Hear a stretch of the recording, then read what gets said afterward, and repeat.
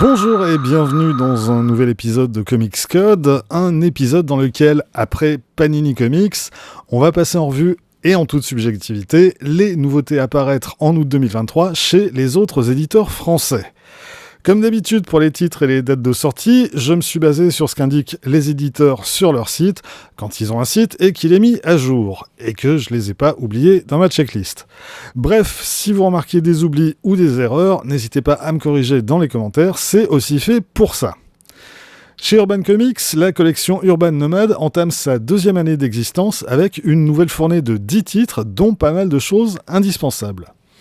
On a certaines séries qui arrivent à leur conclusion, c'est le cas de Transmétropolitan de Warren Ellis et Darick Robertson. Il faudrait que j'arrive un jour à faire une vidéo dédiée à cette série qui est quand même parmi le tout meilleur des comics en matière de science-fiction. Conclusion également de Blackest Night, écrit par Geoff Johns et dessiné principalement par Ivan Rice et Doug Mahnke. D'autres séries poursuivent leur route, c'est le cas de Fables de Bill Willingham et Mark Buckingham qui atteint son 5e tome, et de Y, le dernier homme, de Brian K. Vaughan et Pia Guerra, dont paraît le tome 4. Et puis, côté super-héroïque, le tome 3 de la Justice League, écrit par Geoff Johns, accompagné au dessin par une belle brochette d'artistes. Urban annonce Ivan Rice, Gene A, Doug Mahnke et Jeff Lemire. Je sais pas quel sera le sommaire exact de ce tome. D'après le descriptif, ça semble correspondre plus ou moins au tome 6 de la précédente édition, mais sans aucune garantie. À vérifier quand ça sortira. Suite également avec Dark Victory de Jeff Loeb, soit la maxi-série qui fait suite à Long Halloween, toujours par le même duo. Le scénario est moins mémorable que le précédent, mais ça reste tout à fait bon, et Tim Sale fait, comme toujours ou presque, des merveilles. Autre classique, Batman année 1 de Frank Miller et David Mazzucchelli, soit le récit qui, en 1987, redéfinissait les origines du personnage. À noter en bonus dans ce tome le récit À la vie et à la mort de Tom King, Lee Weeks et Michael Lark, une histoire datant de 2017 et consacrée au duo Batman-Catwoman. Batman encore avec le crossover Batman Teenage Mutant Ninja Turtles de James Tynion IV et Freddie E. Williams. Celui-ci, je l'ai jamais lu. À 5,90€, c'est l'occasion. Et si ça vaut le coup, on aura l'occasion d'en reparler. En récit complet, on aura également droit au Punk Rock Jesus de Sean Murphy ou le retour du Messie en mode rock'n'roll. Et pour finir, Crisis on Infinite Earths, le grand nettoyage de Mark Wolfman et George Perez qui a servi au milieu des années 80 à dépoussiérer et à relancer l'univers DC. Là, par rapport au format Nomad, j'ai quand même peur qu'il faille sortir la loupe pour profiter pleinement des planches de George Perez. Dans tous les cas, il faudra mieux le feuilleter avant de l'acheter. En dehors d'Urban Nomad, on a quelques belles choses au programme également ce mois-ci. Commençons par 2 titres écrits par G. Willow Wilson. Le premier, c'est le Batman One Bad Day du mois consacré à Catwoman et dessiné par Jamie McKelvey. Une histoire de bijoux de famille qui replonge Catwoman dans son propre passé. Il y a des éléments intéressants dans ce récit, mais j'ai l'impression que G. Willow Wilson n'est pas parvenu à relier tous les fils de son intrigue et surtout n'a pas réussi à aboutir à une histoire vraiment signifiante pour son personnage. C'est dommage, d'autant plus que la prestation de Jamie McKelvey est assez magnifique. Beaucoup plus convaincant, l'autre titre signé G. Willow Wilson, le premier tome d'une nouvelle série consacrée à Poison Ivy, illustrée par Marcio Takara. Poison Ivy a connu de nombreuses vies et de nombreuses incarnations. Ici, la scénariste la réinvente en éco-terroriste, traversant les États-Unis pour y répandre la mort. Parce que, oui, pour sauver la planète, Poison Ivy est arrivée à la conclusion qu'il lui fallait éliminer l'espèce humaine. Ça nous donne un récit extrêmement bien mené, qui flirte avec l'horreur par moments, et c'est sublimement mis en image par Marcio Takara. On en reparlera plus en détail quand ce sera sorti. A noter qu'outre les 6 premiers numéros de la série régulière, ce tome proposera également la backup de Batman numéro 124 qui servait de prologue à la série, ainsi qu'un extrait de Secret Origins numéro 36 de 1989, soit les origines de Poison Ivy racontées par Neil Gaiman et Mark Buckingham. Autre héroïne à l'honneur ce mois-ci, Wonder Woman, avec 2 titres qui lui sont consacrés. Le premier, c'est le 3e et dernier tome de Wonder Woman Terre 1 de Grant Morrison et Yannick Paquette. Le duo aura mis 5 ans à boucler son histoire. J'avais beaucoup aimé les 2 premiers tomes et la vision des Amazones qui donnait à voir.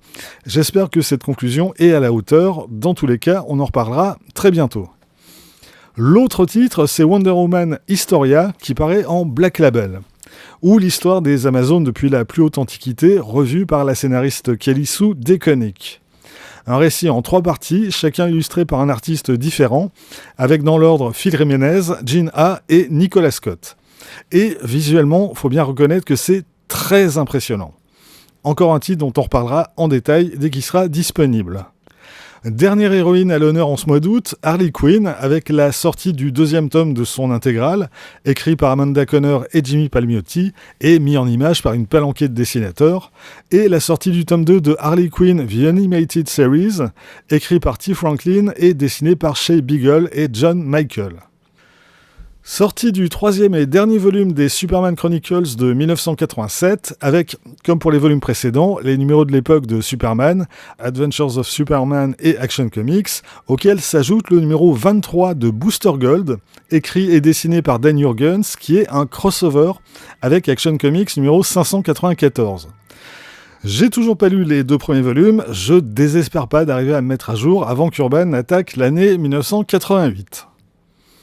Si vous avez lu le premier tome, vous aurez peut-être envie de lire le tome 2 de Lazarus Planet, qui conclut ce récit avec la mini-série Lazarus Planet Revenge of the Gods, ainsi que quelques épisodes de Wonder Woman et de Monkey Prince. J'avais plutôt bien aimé la mini-série Batman vs Robin qui donnait le coup d'envoi à cet event, mais j'avoue que j'ai eu ni le temps ni l'envie de poursuivre. S'il y a des volontaires parmi vous, j'aimerais bien avoir votre retour de lecture. Terminons les sorties urbaines du mois avec Blue Beetle Infinite de Josh Trujillo et Adrian Gutiérrez, qui reprend la récente mini-série Graduation Day. Sauf erreur de ma part, c'est la première fois qu'Urban publie un titre consacré à cette incarnation du personnage, une version qui a eu droit à plusieurs séries aux États-Unis depuis la première en 2006. On trouvera rien que très classique ici, l'histoire d'un môme obligé de jongler entre ses différentes responsabilités, les super-pouvoirs que lui confère un artefact extraterrestre, ses études, sa famille, etc. On a un petit peu l'impression d'avoir lu ça 3 millions de fois, mais c'est pas désagréable. Le dessin de Gutiérrez penche méchamment du côté du manga, en particulier les expressions faciales de ses personnages, mais ça a un certain charme. Chez Delcourt, on trouvera ce mois-ci essentiellement 2 belles choses, mais aussi un machin particulièrement vilain. Dans les belles choses, on trouve le tome 10 de l'intégrale Invincible par Robert Kirkman et Ryan Otley. Mine de rien, la fin commence à approcher, plus que 2 volumes à paraître, et en attendant, on n'a toujours pas le temps de s'ennuyer, avec ici plusieurs morts au programme, mais aussi un événement un poil plus réjouissant, j'en dis pas plus. Sorti également du 5e et dernier tome de Reckless d'Ed Brubaker et Sean Phillips. Dernier pour l'instant en tout cas, mais Brubaker a d'ores et déjà annoncé qu'il n'avait pas fini avec ses personnages. Après avoir laissé les rênes à son assistante Anna dans le tome précédent, Ethan Reckless reprend la main et part à San Francisco, juste après le tremblement de terre qui a frappé la ville en 1989, à la recherche d'une femme disparue. Et à travers son histoire, on découvre à nouveau un des pans les plus noirs de la contre-culture américaine des années 60 et ce que sont devenus ses enfants. Reckless, c'est toujours aussi noir et c'est toujours aussi bon.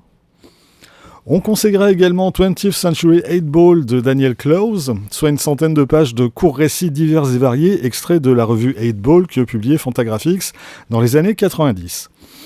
Je connais pas le sommaire précis, mais en général chez Clowes, plus c'est court et plus c'est drôle, et ça devrait permettre de mettre en avant un autre aspect de l'œuvre de l'artiste que ce qu'on a pu lire dans cette collection jusque-là.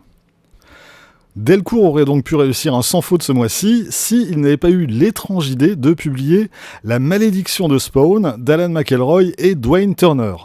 Un premier tome qui rééditera les premiers épisodes de ce spin-off de Spawn datant de 1996. C'était paru en France à l'époque chez Semic, et mon Dieu que c'était mauvais. Une histoire qui se situe quelques siècles dans le futur, sur un monde apocalyptique où des démons chassent les derniers humains pour les boulotter, et où une nouvelle incarnation de Spawn fait son apparition. Alan McElroy arrive à être encore plus verbeux que Todd McFarlane, ce qui relève quand même de l'exploit. Les planches de Dwayne Turner n'ont ni queue ni tête, et ont droit qui plus est à une bouillasse marronasse en guise de couleur. Je comprends que Delcourt souhaite développer la franchise Spawn, mais ressortir ce machin des poubelles des années 90 pour le republier aujourd'hui, vraiment, c'est pas possible. Pour se laver les yeux, on ira plutôt du côté de chez Comics Initiative, qui publie Young Gods et Freebooters, 2 séries écrites et dessinées par Barry Windsor Smith il y a plus d'un quart de siècle et qui n'avaient jamais été publiées en France. J'ai consacré un épisode d'une semaine en comics à ces titres, allez y jeter un œil, vous verrez à quel point, graphiquement, c'est sublime. Chez Delirium, double bonne nouvelle, la sortie du tome 8 des affaires classées de Judge Dredd, avec des épisodes qui devraient dater de 1984-1985, écrits par John Wagner et Alan Grant, et dessinés entre autres par Steve Dillon, Ian Gibson ou Cam Kennedy. Et l'autre bonne nouvelle, c'est la réimpression du tout premier tome de la série, qui était indisponible depuis un petit moment déjà. Du coup, si vous hésitiez à vous lancer dans la lecture de ce monument de la BD anglaise, vous n'avez plus aucune excuse. Chez iComics, sortie du premier tome de Teenage Mutant Ninja Turtles Reborn. La numérotation pourrait laisser penser que c'est une nouvelle série. En fait, c'est bien la suite de la série qui s'est achevée en début d'année au 19e tome, mais c'est censé être un bon moment pour prendre la série en cours de route. Et c'est plutôt vrai. Ces épisodes occupent une partie de leur temps à gérer les conséquences de l'arc New York Ville en guerre, mais ils vont aussi et surtout mettre en place le nouveau cadre dans lequel vont se dérouler les futures aventures des Tortues Ninja. Et puis ces épisodes marquent aussi, et même surtout, l'arrivée sur la série de Sophie Campbell au scénario et au dessin. Et graphiquement, ça donne des choses assez splendides, un dessin épuré mais extrêmement précis. Même si vous n'êtes pas spécialement attiré par les Tortues Ninja, rien que pour le graphisme, ça mérite au moins un coup d'œil. Le seul souci, c'est que, niveau prix, ça s'arrange franchement pas chez iComics et qu'il vous faudra débourser 19,95€ pour un tome qui ne devrait pas dépasser les 128 pages.